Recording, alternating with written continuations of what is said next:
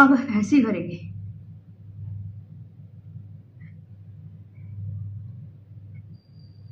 चलो ये हो गया। तो ये इसमें मैंने इंपॉर्टेंट, अब क्या बोलोगे, तिपाई मुख परियोजना है। कौन सी परियोजना है बच्चों? तो आप यहाँ पर क्या आंसर करेंगे? विद्युत परियोजना रह गया था, है ना।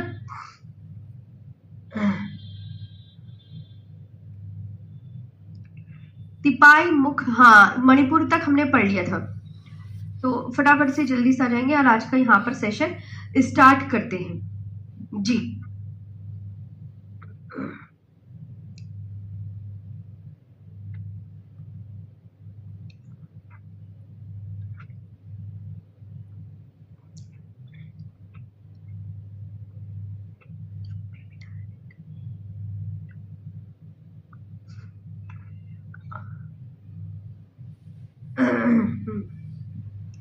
तो यहाँ पर हम पढ़ेंगे तिपाई मुख परियोजना। बच्चों यहाँ पर बहुत इंपॉर्टेंट चीजें हैं आपकी।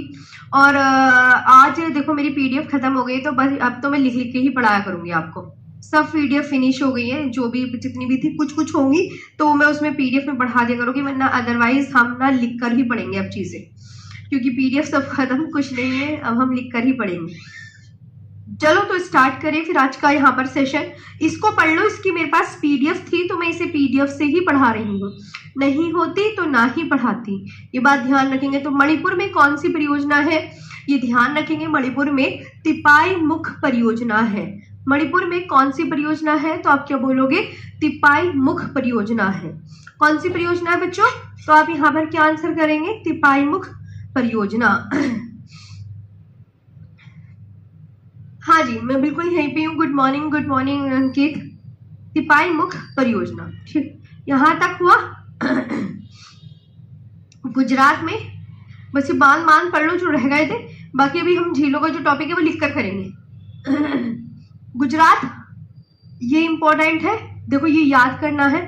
जो मैं उन पे इंपॉर्टेंट लगाती हूँ, क्योंकि देखो मैं पढ़ा रही हूँ लंबे समय तक, मुझे पता है कि क्या एग्जामिनर क्वेश्चन पूछता है और क्या नहीं पूछता। देखो चाहे वो एसएससी के एग्जाम में आए हो तो उससे कोई फर्क नहीं पड़ता, चाहे वो यूपी के एग्जाम से क्वेश्चन आए हो, चाहे वो किसी भी अन्य एग्जाम में क्वेश्चन आए हो, मैं उनपे सब पे टिक लगा देती हूँ कि जो एग्जाम में क्वेश्चन पूछा गया है ऑलरेडी। तो जब वो एग्जाम में पूछा गया है तो उसमें मैं इंपॉर्टेंट लिख देती हूँ, तो आप उसको ना याद कर लिया करो बस, ये आपको ध्यान रखना है, उसको आप याद कर लिया करो, है ना। तो जैसे काकरा पार परियोजना आ गई है एग्जाम में, उकाई बांध भी आ गया है एग्जाम में, धरोई बांध एसएससी के एग्जाम में आया है। अब वो तुम्हारा मन, तुम याद करो या ना करो। कदाड़ा बांध, माही बजाज सागर परियोजना भी आ गई, माही नदी पर है, ये भी आ गया कदाड़ा बांध। और ये इसमें ये वाला आया है, बस मैंने इसमें इतने पेपर में देखे हैं।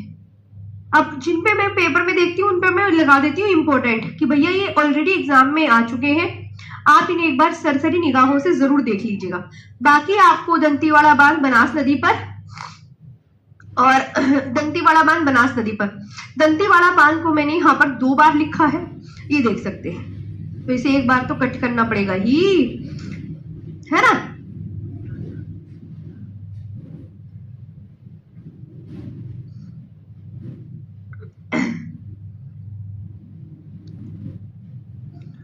चलो अब देखो,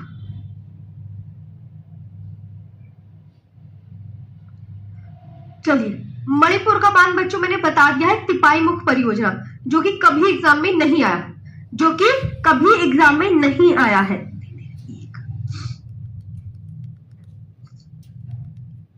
हिमाचल प्रदेश में कौन सी परियोजना है? हिमाचल प्रदेश में कौन सी परियोजना है? मैं तो बहुत आराम से ही पढ़ाऊंगी, हाँ मुझे इसमें कोई जल्दी नहीं। अभी तो अप्रैल में पेपर है आपका, तो अप्रैल, जनवरी, फरवरी, मार्च, यानी कि हम फरवरी कर लेंगे आराम से।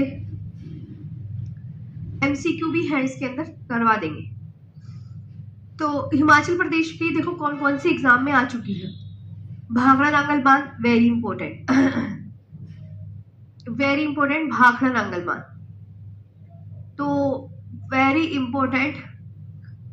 पोंग बांध ब्यास नदी पर, अभी झीलों का जो टॉपिक है वो हम लिख के पढ़ेंगे सारा। और चमेरा, ये 3 मैंने देखी है एग्जाम में, इसको आपको देखना है। आपको चीजें क्लियर है यहाँ पर? आप मुझे एक बार बता दीजिएगा। जी मैम।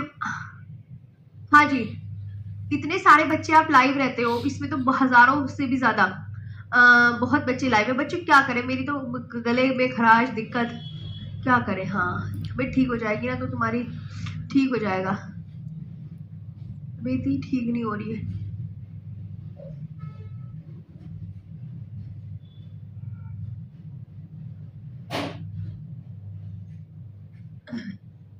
है ना। तो अब ऐसे ही करेंगे।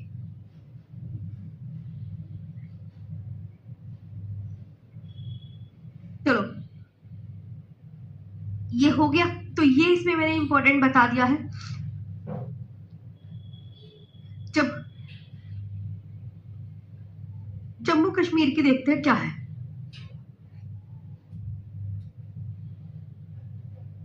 जम्मू कश्मीर में ये इंपॉर्टेंट, ये वेरी इंपॉर्टेंट,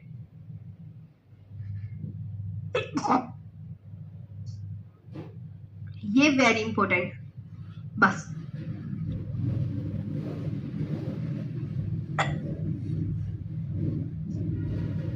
वेरी इंपॉर्टेंट का मतलब पता है, ये एग्जाम में जो आ चुका है, जो एग्जाम में आ चुका है।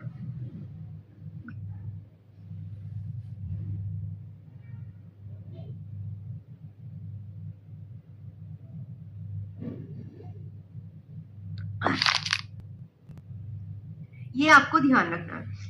तो ये इसमें बगलीहार परियोजना किस नदी पर है ये बताइए। बगलीहार परियोजना चिनाब नदी पर है। और तुलबुल परियोजना किस नदी पर, एक बार मेरे साथ पढ़ो, प्रॉमिस कर रखा है ना आपने, क्लास में याद करोगे। आप छोटे छोटे से बच्चों हैं तो छोटे छोटे बच्चों, आप 12th पास होंगे सारे हैं, वैसे आपने सबने ग्रेजुएशन कर रखी है, 12th पास हो। जरा एक बार मुझे बताओ आपने, तो थोड़ा सा आज आपका देखती हूँ 1 मिनट कि कितने बच्चों ने क्या किया हुआ है। जल्दी से 1 मिनट, जल्दी फटाफट बता दो सब। तुम सब दुप, मैं तो सारे टाइम यहीं पे इसी कमरे में खड़ी रहती हूँ, जब देखो मेरी हालत जुकाम से। हाँ, और तब मेरी हालत ऐसी हो रखी है इस जुकाम से। हाँ अब मिस्टर अखिल, हाँ लिख के पढ़ेंगे अभी झीलों वाला टॉपिक। मैम मैं 12th पास हूँ, मैम मैं 12th पास हूँ, मैम मैं 12th पास हूँ, BA 12th, मतलब मैं मोस्टली ये देख पा रही हूँ यहाँ पर 12th पास बच्चे हैं सारे। मतलब आपने 12वीं क्लास तक के बच्चे देख रहे हो। वैसे मैं यहाँ पे ये भी देख रही हूँ कि कुछ BA बोल रहे हैं, कुछ BSc बोल रहे हैं कि मैम फर्स्ट ईयर का हूँ मैं, ऐसे करके। हाँ अच्छा मैम BA कंप्लीट भी है। कुछ बच्चे हैं जो ग्रेजुएशन में है, वरना मोस्टली बच्चे यहाँ पर 12th पास वाले बच्चे हैं। तो मैं समझ गई 12th पास हो। चलिए तो बहुत बढ़िया, मैंने सोचा जरा पूछ लिया जाए भाई क्या क्या तुमने कर रखा है अपने उसमें। ठीक है, वेरी इंपॉर्टेंट।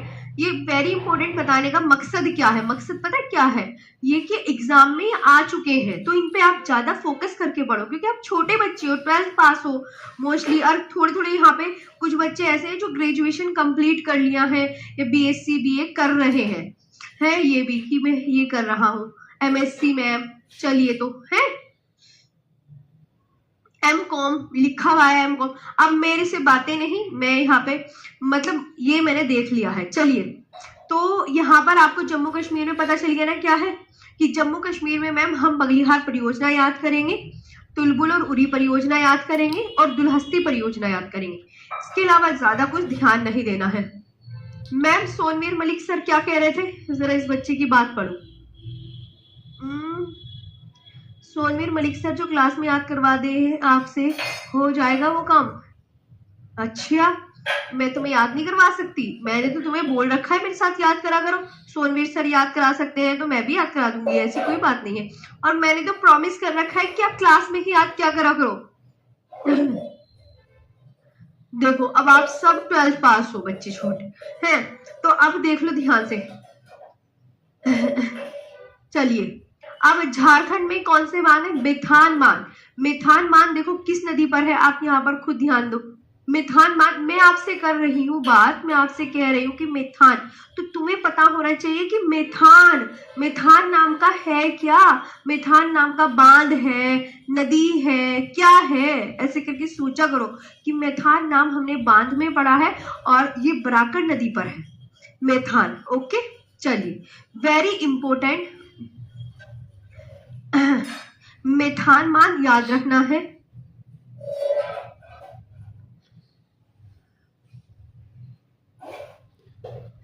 और तिलैया बांध ये वेरी इंपॉर्टेंट है। और मैंने कौन सा देखा, ये चंडील बांध एसएससी के एग्जाम में आया हुआ है, ये एसएससी के एग्जाम में, ये एसएससी की, ये एसएससी के, ये तीनों एसएससी के एग्जाम में पूछे गए हैं। और बाकी एसएससी वाले भी आपको पढ़ना है तो पढ़ सकते हैं, मेरा तो यही कहना है मैम जी।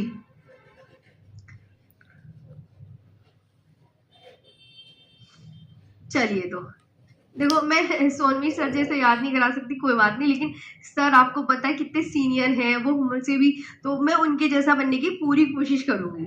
ऐसा कर सकती हूँ ना मैं भी, तुम भी तो कर सकते हो, तो मैं भी कर सकती हूँ, है ना। चलिए, कर्नाटक, कर्नाटक में कौन सा डैम है, तो आप बोलोगे तुंगभद्रा डैम नहीं आता एग्जाम में। और मैं बताऊं कौन सा आता है,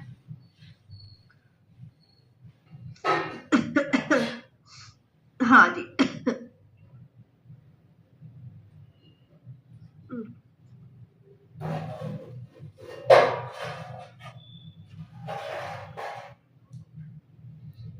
पानी। दवाई खा लूं, तुम्हारी क्लास करते करते दवाई खा लूंगी तो थोड़ा क्या पता आराम पड़ जाए। हाँ, तो अब देखो ये अलमट्टी डैम, और ये देखो एक बात याद रखना, ये कृष्णा राजा सागर बांध है। तो कृष्णा राजा सागर बांध जो है ये कृष्णा नदी पर नहीं है, ये कौन सी नदी पर है, कावेरी नदी पर। इसको बहुत अच्छे से देखना है, इसको बहुत अच्छे से देखना है, इसको बहुत अच्छे से देखना। कृष्णा राजा सागर बांध कावेरी नदी पर है, और अलमट्टी डैम कृष्णा नदी पर है, और हिडकल डैम घाटपर्वा नदी पर, लिंगनमक्की डैम श्रावती नदी पर है। ये ध्यान रखना है जी। आगे बात करते हैं बच्चों, यहाँ पर मैं दिखाती हूँ मलमपुझा बांध, मलमपुझा में और मुल्ला पेरियार। एक ही मुल्ला पेरियार वाला एग्जाम में बहुत पूछा जाता है, ये वाला वेरी इंपॉर्टेंट है। एक ये इडुक्की बांध और मलमपुझा, केरल के ये बांध आपके अच्छे हैं, ये वाले याद पढ़ लेना, बस इतने याद कर लेना। जो मैंने यहाँ पे बोला है ये मैं क्यों बोलती हूँ कि ये प्रीवियस ईयर क्वेश्चन में है, तो ये आप याद करो। तो मलमपुझा बांध किस नदी पर, मलमपुझा बांध मलमपुझा नदी पर है। इडुक्की बांध पेरियार नदी पर है। सबरीगिरी परियोजना पंबा नदी पर है, और केरल की नदी है ये सब। पर ये आप ना, जब मैं केरल स्टेट के बांध दिखा रही हूँ बच्चों, तो आपको एक चीज पे ये फोकस करना चाहिए कि मैम केरल स्टेट के बांध पढ़ा रही हैं, तो ये नदियां कहाँ की होंगी, मलमपुझा नदी कहाँ की होगी, किसी स्टेट की, केरल की। और पेरियार नदी कहाँ की होगी, केरल की। पंबा नदी कहाँ की होगी, केरल की। प्राम्बिकुलम नदी कहाँ की होगी, केरल की। तो आप ये बात बहुत अच्छे से ध्यान रखो। और मुल्ला पेरियार बांध पेरियार नदी पर मुल्ला पेरियार बांध पेरियार नदी पर, ये आपको ध्यान रखना है। यहाँ पे आपको बातें समझ में आए तो ये देख सकते हैं।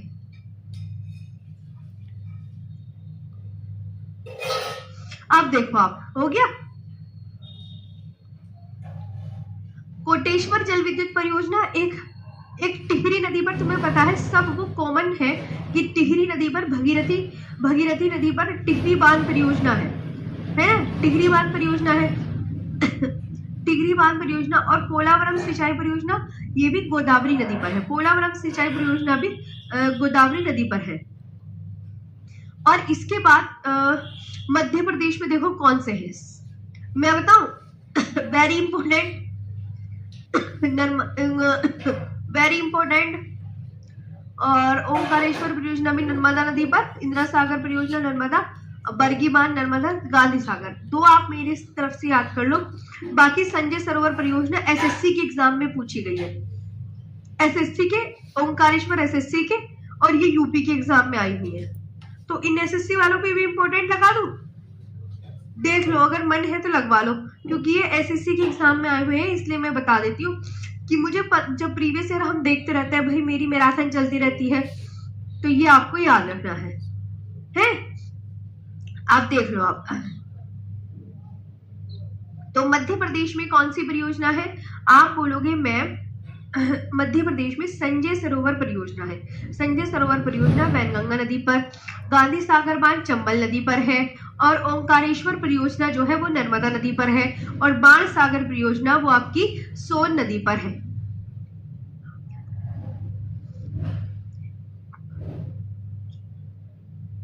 बाण सागर परियोजना सोन नदी पर है, बाण सागर परियोजना सोन नदी पर है ना? तो ये आप देख सकते हैं, ये एसएससी के और मतलब यूपी के सबके मिक्स पे इंपॉर्टेंट लगा देती हूँ। ओके, ये बात आप बहुत अच्छे से याद रखोगे। इसके बाद महाराष्ट्र के बाद में आपका जो पूछा जाएगा,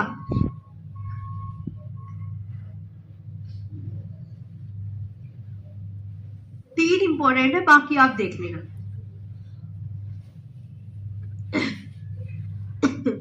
तो उज्जैनी बांध आप पढ़ो मेरे साथ। भेदारी बांध किस नदी पर है?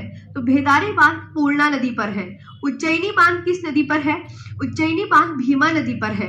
कोयना बांध किस नदी पर है? कोयना बांध कोयना नदी पर है। अब आपको पता है हम किसके पढ़ रहे हैं? महाराष्ट्र के बांध पढ़ रहे हैं। तो ये आपको बहुत अच्छे से याद रखना है कि ये इस नदियां कहाँ की होंगी? महाराष्ट्र की। महाराष्ट्र की। गोदावरी नदी का उद्गम कहाँ से बताया था मैंने? भूल गए? कहाँ से बताया था जरा बताना। गोदावरी नदी का उद्गम मैंने कहाँ से बताया था? बताओ। आपको मैं ऑप्शन देती हूँ, त्र्यंबकेश्वर, महाबलेश्वर, राकस्ताल झील या ब्रह्मगिरी पहाड़ी। अब बताओ। गोदावरी नदी का उद्गम त्र्यंबकेश्वर, महाबलेश्वर और राकस्ताल झील और ब्रह्मगिरी पहाड़ी कहाँ से निकलती है?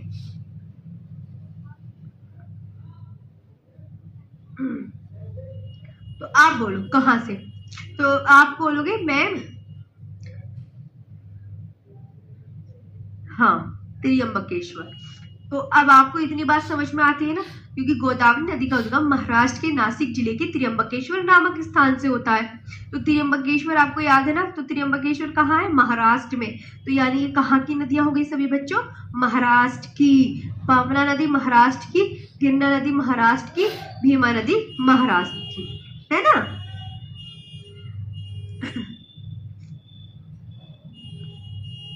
ये आपको याद करना है।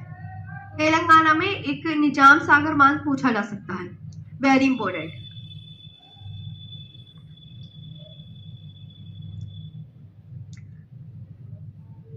बाकी आप आराम से यहाँ पर पढ़ सकते हैं कि कालेश्वरम सिंचाई परियोजना गोदावरी नदी पर है, निजाम सागर बांध मंजीरा नदी पर, सिंगूर बांध मंजीरा नदी पर है, और पोचमपात परियोजना जो है वो गोदावरी नदी पर है। वो किस नदी पर है? गोदावरी नदी पर। अमन कुमार, मेरे प्यारे भाई, आप ये देखो कि जो परियोजना में है, आप कोई सा भी बैच उठा लो, उसमें स्टेट और नदी का नाम ही पूछा जाता है कि कहाँ कहाँ पर है, तो ज्यादा नहीं पूछा जाता। तो आपसे जो कहा जा रहा है इतना याद कर लो और आप अपना एग्जाम निकाल लो और जल्दी से एक यूनिफॉर्म पहनो, और फिर जब इसमें सिलेक्शन ले लो तो फिर दूसरे एग्जाम की तैयारी करो, है ना? तुम्हें इससे भी आगे बढ़ना है। आप कुछ बच्चे आपको पता है ना, जॉब में रहते हुए भी नेक्स्ट तैयारी करते हैं और उसको पार कर जाते हैं। मैंने बहुत से ऐसे बच्चों की कहानियां देखी है, कहानी की अपना आप जीवंत देख रही हूँ। अब मैसेज करके बताते हैं कि मैम अब हमने इसमें फॉर्म भरा था और हम इसमें अब सिलेक्ट हो गए हैं, अब तुम देख लो।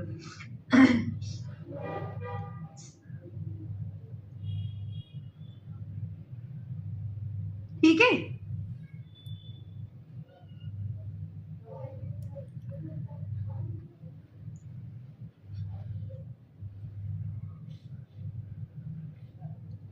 मैम हाँ जी। और इसमें उड़ीसा का सबसे इंपॉर्टेंट बांध है हीराकुद बांध, वेरी इंपॉर्टेंट। और देखो उड़ीसा में बलीमेला जलाशय भी है, ये वेरी इंपॉर्टेंट। मेट्टूर बांध मिजोरम में, तो ये पढ़ना है पढ़ लेना, वरना कोई बात नहीं। देखो आराम से। ठीक है, ये आपको बहुत अच्छे से मतलब इतना देखना है।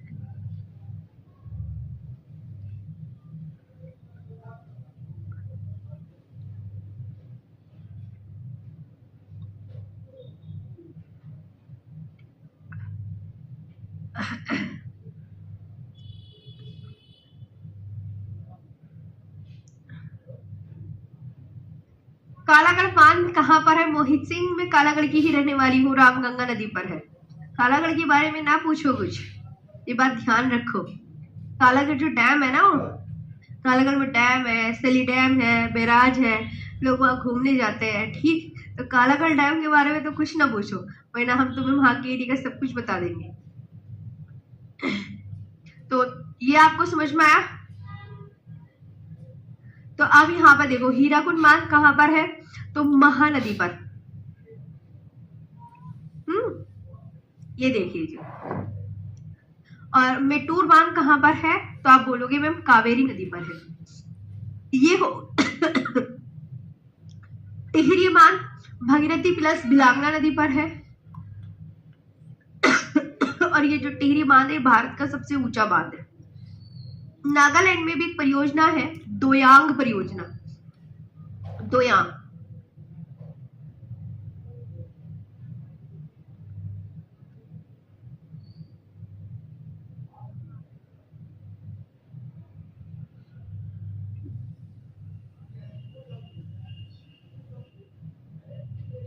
अच्छा जी, हकीकत जी भाई, आगे ध्यान रखेंगे जरूर। अब ये आपको यहाँ ध्यान रखना है, यूपी में गोविंद वल्लभ पंत सागर बांध। गोविंद वल्लभ पंत सागर बांध का दूसरा नाम क्या है? रिहंद परियोजना, रिहंद नदी पर। माता टीला बांध जो है आपको कहाँ मिलेगा? बेतवा नदी पर। और ये आप याद कर लेंगे, यूपी के बांध है बच्चों। अगर यूपी के तो तुम ऑल पढ़ लेना यूपी की, क्योंकि यूपी का ही एग्जाम है, तो यूपी के अगर तुम ऑल भी पढ़ लोगे तो कोई दिक्कत नहीं है। तो यूपी के तुम्हें बांध याद हो जाएंगे। यूपी में देखो गोविंद वल्लभ पंत सागर बांध है। गोविंद वल्लभ पंत सागर बांध का दूसरा नाम क्या है? क्या लिखा है? रिहंद बांध या रिहंद परियोजना कह दो। और ये है किस नदी पर? रिहंद नदी पर है। और इसके बाद राजघाट बांध बेतवा नदी पर, माता टीला बांध बेतवा नदी पर, लतीफ शाह बांध क्रमनाशा नदी पर, शारदा सागर बांध शारदा नदी पर, और ओबरा बांध सोन नदी पर। यूपी में 6 बांध है जो कि आपको पढ़ने हैं।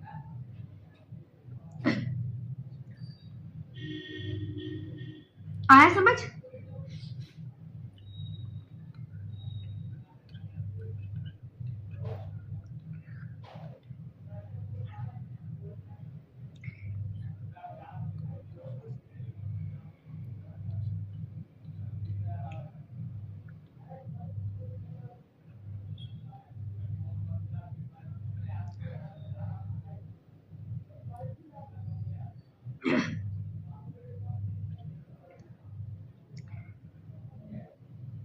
ये इतने इंपॉर्टेंट नहीं है, देखना हो देख लेना, पंजाब के, अरुणाचल प्रदेश के। अब ये इंपॉर्टेंट पीवाईक्यू है कि एग्जामिनर क्वेश्चन कैसे पूछता है। एग्जामिनर क्वेश्चन कैसे पूछता है? एग्जामिनर क्वेश्चन कैसे पूछता है, ये क्वेश्चन है। यहाँ पर आपका ये टॉपिक बच्चों कंप्लीट हो गया है, और अब मैं पढ़ाऊंगी झीलें लिखकर आपको। ठीक है, आज से आपका लिखाई से पढ़ाना शुरू। पीडीएफ खत्म हो गई है नहीं, आज ही पढ़ाऊंगी मैं, ऐसा टाइम नहीं है। भारत का सबसे पुराना बांध कौन सा है? एग्जामिनर ने ये क्वेश्चन पूछा है। तो भारत का जो सबसे पुराना बांध है वो कावेरी नदी पर है। और वो कावेरी नदी पर नाम क्या है पुराने बांध का? तो आप बोलोगे मैम उसका जो नाम है वो कलनई बांध है। कलनई बांध है, जिसे ग्रैंड एनीकट बांध भी कहा जाता है। और ये तमिलनाडु में है। भारत का सबसे ऊंचा बांध ये भी आपको पता है कि मैम टिहरी बांध है। और आधुनिक भारत का मंदिर बांधों को किसने कहा है? जवाहरलाल नेहरू जी के द्वारा कहा गया है। ये मैंने कल की क्लास में याद करवाया था। 3 परियोजना का दूसरा नाम बताओ है? 3 परियोजना का दूसरा नाम, तो आप बोलोगे मैम रणजीत सागर बांध है, रावी नदी पर। रावी नदी पर है 3 परियोजना। अब इसके बाद बाण सागर बांध किस राज्य में स्थित है? बाण सागर बांध एमपी में सोन नदी पर है। राणा प्रताप सागर बांध किस नदी पर है? चंबल नदी पर। ये तो मैं प्रीवियस ईयर क्वेश्चन बता रही हूँ, ये तो मैंने करवा दिया आपको, टॉपिक तो कंप्लीट हो गया है हमारा। हाँ राणा प्रताप सागर बांध राजस्थान में चंबल नदी पर। शिव समुद्रम परियोजना कावेरी नदी पर। श्रीशैलम परियोजना कृष्णा नदी पर है। कौन सी नदी पर है? तो आप यहाँ पर क्या आंसर करेंगे? मैम कृष्णा नदी पर है। हाँ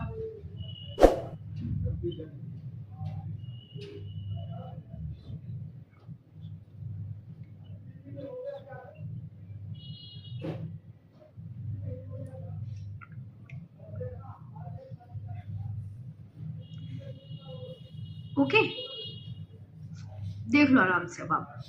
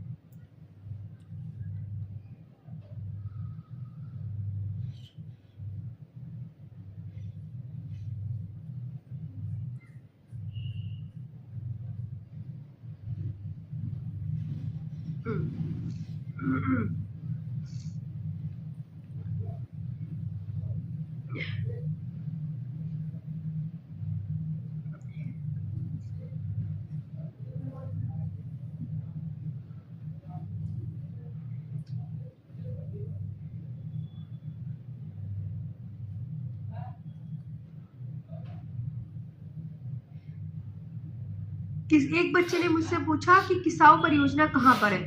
किसाऊ परियोजना जो है उत्तराखंड और हिमाचल प्रदेश की सीमा पर यमुना की सहायक नदी टोंस नदी पर है।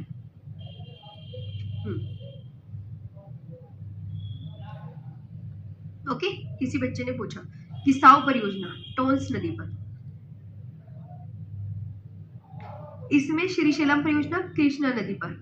शरावती परियोजना शरावती नदी पर। मतलब इस तरीके से PYQs है बच्चों कि आपसे इतना ही पूछा जाएगा। मैं सच कह रही हूँ, आपसे इतना ही पूछा जाएगा। जैसे माता टीला बांध किस नदी पर है, तो किस नदी पर आपको बताना होता है कि किस नदी पर है, तो बता दोगे ना।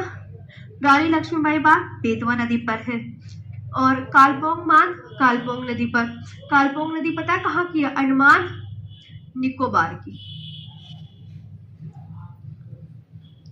और सराल परियोजना चिनाब नदी पर। और इसके बाद रामगंगा परियोजना रामगंगा नदी पर। अलमट्टी बांध कृष्णा नदी पर। भारत का सबसे लंबा बांध हीराकुंड बांध। ये PYQ ही है और ये टॉपिक फिनिश। झीलों का टॉपिक आ गया है।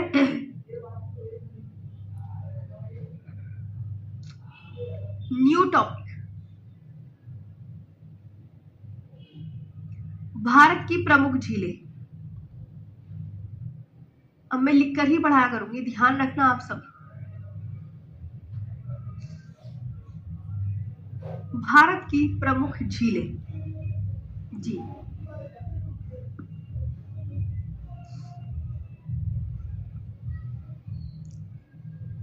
भाई लिख के पढ़ाऊंगी तब तो सिलेबस और लेट खत्म होगा। हाँ अब मत उम्मीद करना कि जल्दी हो। देखो झील क्या होती है? झील तुम्हें दिख रहा है चारों ओर क्या है? झील के चारों ओर भूमि है? क्या दिख रहा है तुम्हें? भूमि। तो झील चारों तरफ से इसका पानी क्या है? झील का पानी बंद। चारों तरफ से झील का पानी बच्चों क्या है? बंद है। बंद है तो झील की डेफिनेशन क्या निकलेगी? झील जल का वह स्थिर भाग है जो चारों तरफ से किससे घिरा है? जो चारों तरफ से किससे घिरा है? प्रायद्वीप की डेफिनेशन क्या थी? याद करो, जो तीन ओर से थोड़ा सा तो मैं बता ही देती हूँ, थोड़ा तुम एफर्ट करा करो। जो तीन ओर से प्रायद्वीप की डेफिनेशन,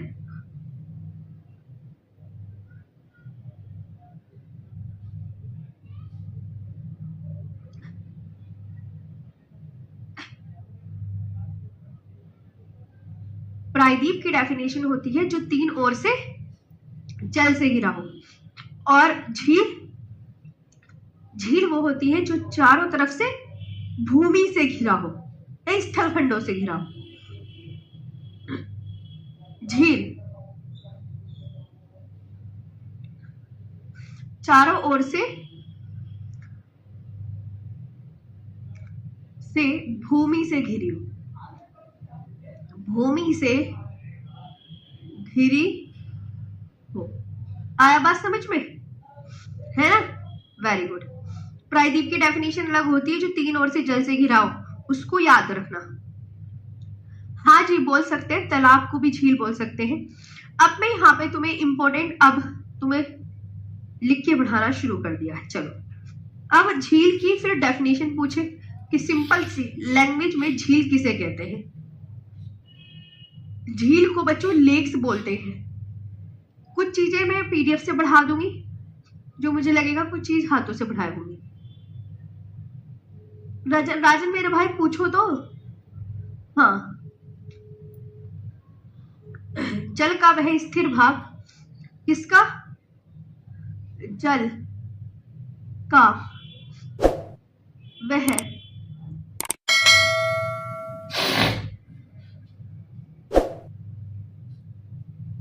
बच्चों किससे घिरा हो? स्थल खंडों से घिरा हो, मतलब surrounded by land on all sides. ने आ गई ना ये बात समझ में? सराउंडेड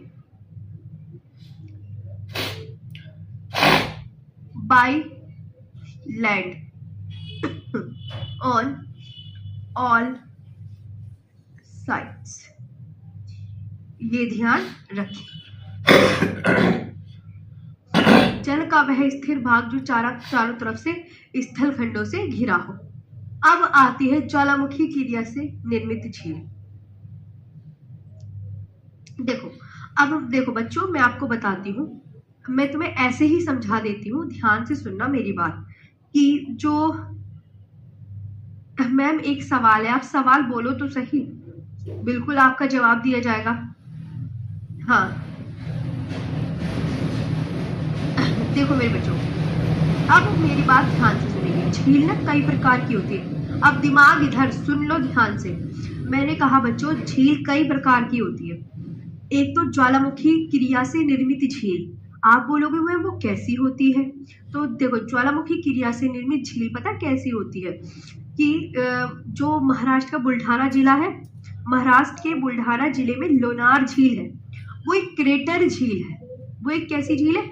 क्रेटर झील। मतलब जब ज्वालामुखी का जो ऊपर का जो गड्ढा रहता है ना, उसमें वर्षा का पानी भर जाता है, और जो वर्षा का पानी भर जाता है तो भैया से कहते हैं ये ज्वालामुखी के मुंह पर झील बन गई, जिसमें से लावा मेग्मा निकला था।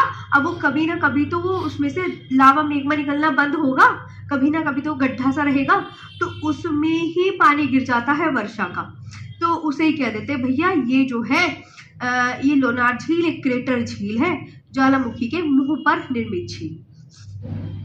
इसके बाद आपको याद रखनी है दूसरी झील, जो बनती है ग्लेशियर के पानी के पिघलने से, ग्लेशियर पिघलने से, है ना? ग्लेशियर के पिघलने से। ग्लेशियर, अब आपको पता है कहाँ उत्तर भारत में ग्लेशियर मिलते हैं ना बच्चों, दक्षिण भारत में ग्लेशियर थोड़ी मिलते हैं। उत्तर भारत में ग्लेशियर, उत्तर भारत में जब ग्लेशियर है तो जो उत्तराखंड की नदियां हैं, जो उत्तराखंड की जो झीलें हैं, या उत्तर भारत की जो झीलें हैं, वो उत्तराखंड की झीलों में जल पहुंचा रही है, हिमाचल प्रदेश को पानी दे रही है ग्लेशियर पिघलने से, जम्मू कश्मीर की झीलों को पानी मिल रहा है। तो याद रखना, जो ग्लेशियर के पिघलने से उत्तर भारत के जो स्टेट है, केंद्र शासित प्रदेश, जो वहाँ की झीलें हैं उनको पानी मिलता है। जैसे हिमाचल प्रदेश की झीलों को पानी मिल गया, जितने भी उत्तराखंड की झीलें हैं, उत्तराखंड की झीलें जैसे भीमताल, नैनीताल, सातताल, ये सब इनको पानी मिलता है, तो इन्हें बोलते हैं ग्लेशियर या हिमानी द्वारा निर्मित झीलें, है ना? आमिर खानो चट्टानों वाली चैप्टर में पढ़ाऊंगी ना। हाँ, आगरी चट्टान जो लावा मैग्मा के ठंडा होने से ही बनती है, इन्हें प्राथमिक चट्टान या जनक चट्टान कहते हैं। ये सब अभी नहीं, जब आपकी वर्ड जो ये सब तब पढ़ेंगे, है। वायु द्वारा निर्मित झील, वायु द्वारा निर्मित झील। अब वायु द्वारा कैसी होती है? जो वायु द्वारा निर्मित झील है वो सिर्फ एक ही स्टेट में बनेगी। अब वो स्टेट का नाम क्या है? तो वो स्टेट का नाम है सिर्फ राजस्थान। अब याद हुआ क्या समझाया मैंने? कि मैम ये बता रही है कि वायु द्वारा जो निर्मित झील है वो सिर्फ एक, आप थोड़ा सा ना जब मैं ये बोला करूं, मैं समझाया करूं, आपके पास पेन कॉपी है, पेन कॉपी है तो थोड़ा थोड़ा पॉइंट्स लिख लिया करो ना। थोड़ा थोड़ा पॉइंट्स लिख लोगे तो क्या आपको समझ नहीं आएगा? तो आप बोलोगे हाँ मैम। तो जैसे वायु द्वारा निर्मित झील, तो राजस्थान की जैसे सांभर झील हो गई, डीडवाना हो गई, पंचभद्रा, लूणकरनसर, ये सब लवणीय झील है। ये राजस्थान में क्या होता है? राजस्थान में क्या है? राजस्थान में क्या है बोलो? राजस्थान में रेत। अब रेत क्या? हवा से उड़ा, हवा से उड़ा, जहां रेत हवा से उड़ा वहां बन गया गड्ढा। अब उस गड्ढे में क्या हुआ? वर्षा से पानी गिरेगा, वर्षा हुई, पानी गिर गया उस गड्ढे में, तो क्या हो गया? वो पानी भर गया, तो वो बन गई कि भैया वायु द्वारा निर्मित झील। आई मजा? आया समझ? अब मैं तुम्हें, तो इन चारों को तो मैंने तुम्हें बता दिया, अब मैं इनके बारे में बताती हूँ। अब मैं एक एक झील लिखाऊंगी। तो सबसे पहले हम जो लिखेंगे वो लिखेंगे लोकटक झील है, मतलब मैंने तुम्हें झील बता दी। और एक झील होती है भैया आर्टिफिशियल लेक, मैन मेड भी तो होती है जो मानव बनाते हैं। अब मैन मेड, अच्छा मैम मानव के द्वारा? जी मानवों के द्वारा भी बनती है झील। जैसे ये डैम बन रहे हैं, अब डैम के पीछे क्या किया जाता है? पानी इकट्ठा किया जाता है। तो जब ये पानी इकट्ठा कर लिया जाता है तो इसको कहते हैं भैया ये आदमियों ने, मानवों ने झील बना दी। अब उस पानी को बिजली बनाने में यूज किया जा रहा है, जल विद्युत उत्पादन में यूज किया जा रहा है। तो पानी को कहाँ, जहाँ स्टोर करते हैं, जहाँ वो जमा किया जाता है, उसको बोल देते हैं आर्टिफिशियल लेक, कि भैया ये मानवों ने तैयार कर दी आर्टिफिशियल लेक है। चलिए अब बात करते हैं लोकटक झील की। चलो तो आप, मैं लिख के पढ़ाऊंगी, मुझे बताना आज लिख के पढ़ाना किस किस को आपको समझ में आया। सबसे पहले तो लेगून।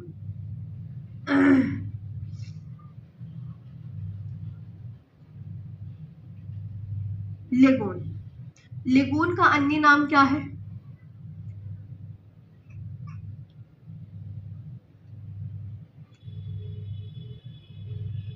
अनूप झीलें।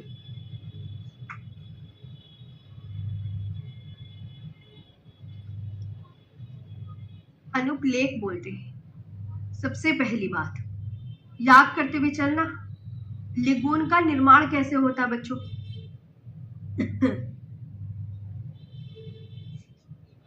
अब मैं इधर की तरफ ही ज्यादा देखूंगी, तुम्हारे उस पर ध्यान कम रहेगा।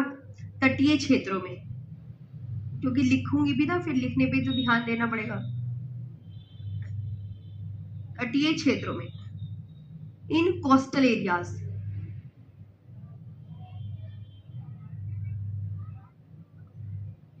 मतलब ये बनेंगी इस तरीके से,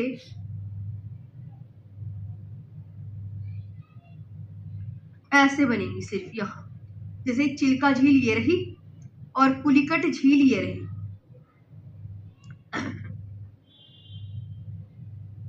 कोनों पे ही बनेंगी, और ये पुलिकट कोने पर ही बनेंगी, ध्यान रखना।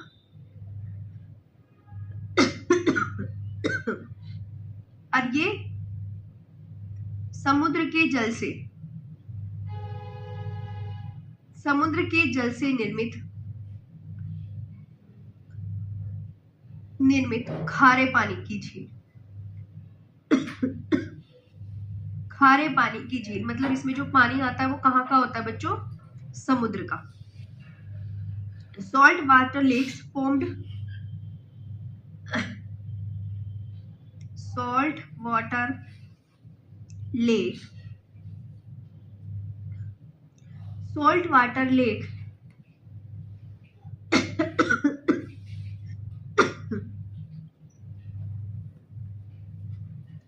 formed from sea water.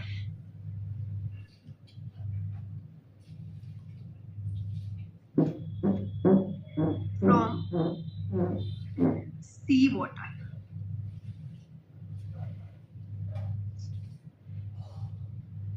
आ रहा समझ में? अब बताओ कैसा मजा आ रहा है पढ़ के? हाँ, अब देखिए ध्यान से, नोट, केरल के लेगून को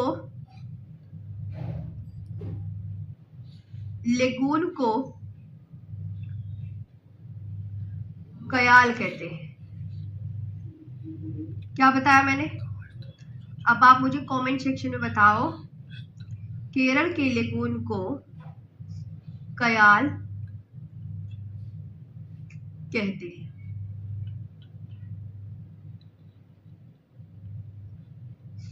केरल के लेगून को कयाल कहते हैं। लेगून्स ऑफ केरला,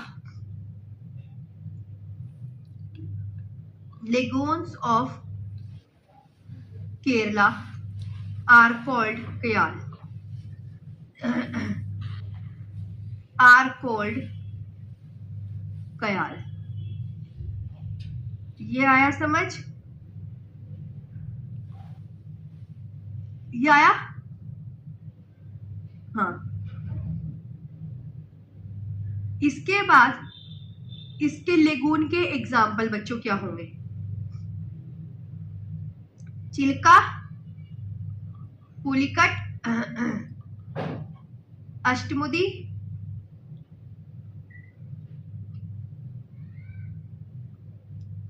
वे वेम्बानद।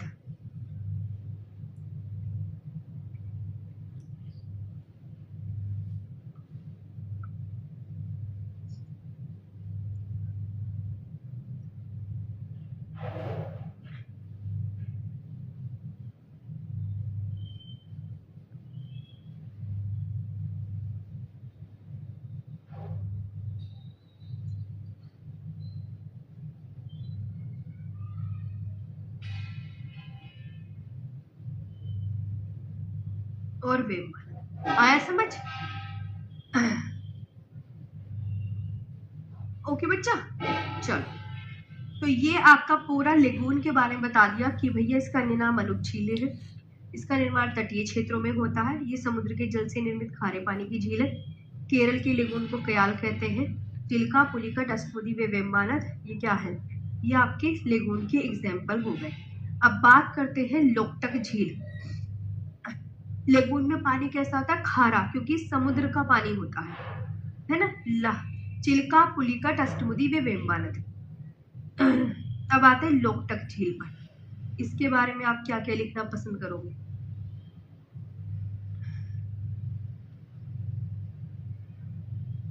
कुछ हम उससे भी पढ़ लिया करेंगे पीडीएफ से, मतलब दोनों हाइब्रिड मोड पे चलेंगे।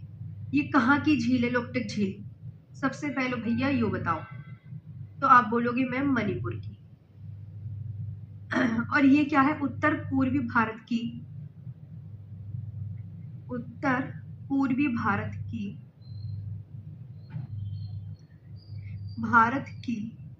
सबसे बड़ी मीठे पानी की झील है। मीठे पानी की झील उत्तर पूर्वी भारत की सबसे बड़ी मीठे पानी की झील है। Largest fresh water lake,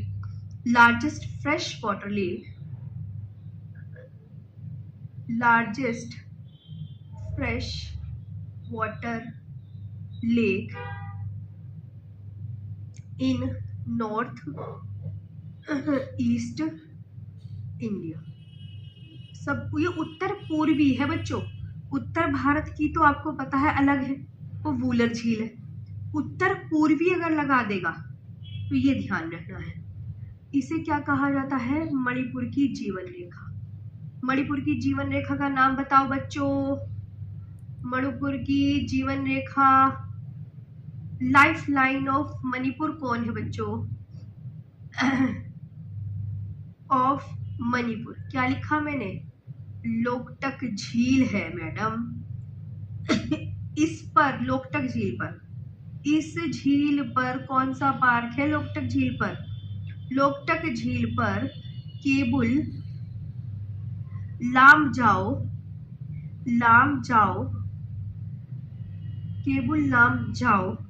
national park है।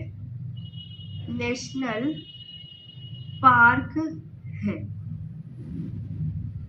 जो विश्व का एकमात्र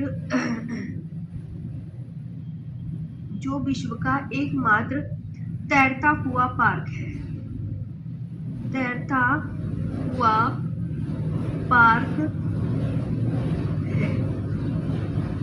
हुआ पार्क है। Keibul Lamjao national park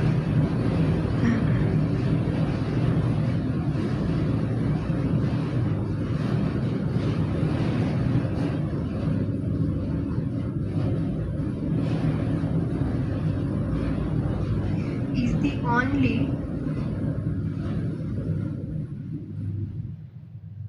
floating national park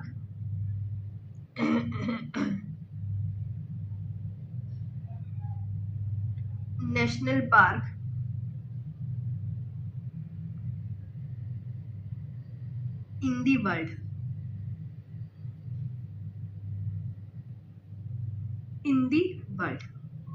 ये ध्यान रखना है ना, इन दी वर्ल्ड। अब भाई इस पार्क में तैरता क्या है, ऐसा कोई ये पूछने लगे, इस पार्क में तैरता क्या है?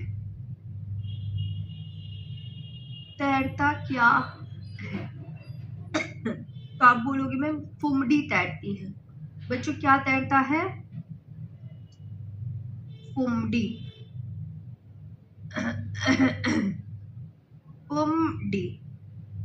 फुमडी क्या होती है? सड़ी गली वनस्पतियों के अवशेष पूछा जाता है। फुमडी क्या होती है? सड़ी गली वनस्पतियों के अवशेष, ये होती है बच्चों सड़ी गली वनस्पतियों के अवशेष। क्या बोलोगे? Remains of decade plants. Remains of decade plants. अब बताओ, ये आपको ध्यान रखना है। हाँ पता है फुमडी कैसी होती है? जैसे हम जमीन पे चल रहे हैं लेकिन भैया वो पानी है, तो हमें ऐसा लगता है ऐसे चलते हैं, वो थोड़ा ऊपर नीचे, वो जमीन हिलती है। सच में मैंने खुद ने मणिपुर की जो व्लॉग्स वगैरह आते हैं उस पर देखा है। मतलब हम जमीन पे तो ऐसा लगता है बिल्कुल ऐसे प्लेन पे पैर रख दिए, उस पर ऐसा लगता है जैसे हमारा पैर अंदर को जा रहा है। मतलब जब उस पर चला जाता है फुमडी पर, तो वो ऐसे ऐसे चलती है। जीवन यापन वहां पे वो लोग कर रहे हैं, रह रहे हैं, ऐसी बात नहीं है, जो मछुआरे हैं, जो वैसे हैं, इस तरीके से है। अरे नहीं साहिल, मैं भैया किसी से नाराज नहीं हूँ, मैं नाराज होके कहाँ जाऊंगी। तो अब ये तुम थोड़ी सी झीलों का मैप देख लो भाई साहब, ये झील है, मजा आ रहा तुम्हें ऐसे?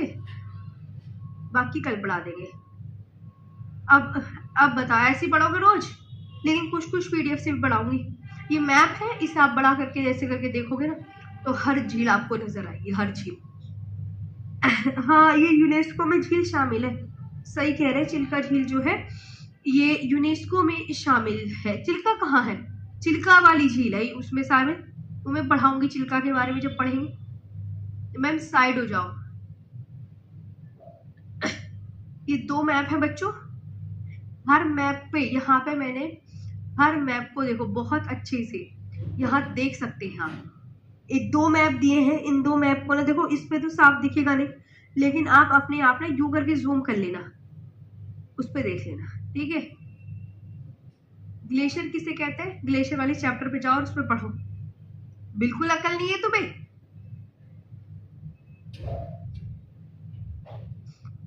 ग्लेशियर किसे कहते हैं? ग्लेशियर का टॉपिक चल रहा है क्या? ग्लेशियर बताया था मैंने, ग्लेशियर तुम्हें टॉपिक देखो बच्चों, ऐसे मत करा करो, पढ़ाने के बाद भी आप भूल जाते हो। चलो कोई बात नहीं, भूलना तो इंसानी फितरत है, भूलते हैं सभी, मैं भी भूल जाती हूँ चीजें। प्लीज लेकिन आप दोबारा से देख लो ना वाला टॉपिक। अब मैंने तुम्हें परियोजनाओं की पीडीएफ तो पूरी दे दी थी, है ना? अब नहीं दे रही मैं, अब मैं तुम्हें नदियों की पीडीएफ दे रही हूँ सिर्फ। क्योंकि वो बार बार अपलोड हो जाएंगी, क्या फायदा रहेगा।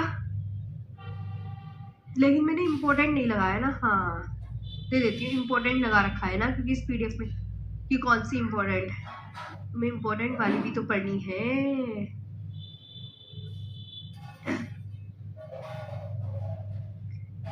अब जो ये लिखाया है इस झील में, ये बच्चों ऑल इम्पोर्टेंट है, ठीक है। लो भैया ये मैंने बना दिया, अब बताओ आज से तुम्हारा लिखना शुरू है ना। चलो थैंक यू। ज्योग्राफी और कौन पढ़ाएगा, मैं ही पढ़ाऊंगी। अच्छा लगा पढ़ के, लिख लिख के। थैंक यू, चलो कल मिलेंगे अब।